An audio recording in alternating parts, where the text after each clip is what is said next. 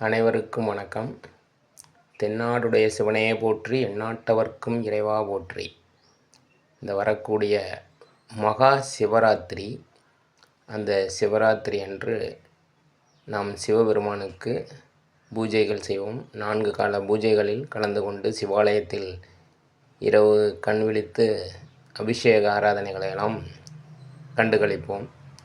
இதில் மிக முக்கியமான, நம்ம வசதி படைத்தவர்களாக இருக்கலாம், இல்லை வசதி இல்லாதவர்களாக கூட இருக்கலாம், சில முக்கிய பொருட்கள், இது விலை அதிகமில்லாத பொருள், எளிதில் கிடைக்கக்கூடிய பொருள், இது இருந்தாலே அந்த சிவன் முழு மனதோடு ஏற்றுக்கொள்வார் அப்படிங்கிறதான ஒரு சில பொருட்களை நான் உங்களுக்கு சொல்கிறேன். அதை மட்டும் இருந்தாலே போதும், இந்த சிவன் ராத்திரி உங்களுக்கு முழுமையான பலன் கிடைக்கும், இந்த சிவனுடைய அருள் கிடைக்கும். எல்லாருக்கும் தெரிஞ்சது தான் வில்வம், சிவனுக்கு மிக உகந்தது. தும்பைப்பூ, நம்ம சாதாரணமாக சாலை ஓரங்களில், வயல்வெளிகளில் எங்கே பார்த்தாலும் கிடைக்கக்கூடியது தும்பைப்பூ. அடுத்ததாக சக்கரவள்ளிக்கிழங்கு. சக்கரவள்ளிக்கிழங்கு நெய்வேத்தியம் அந்த சிவன் ராத்திரி பூஜைக்கு மிக முக்கியமானது.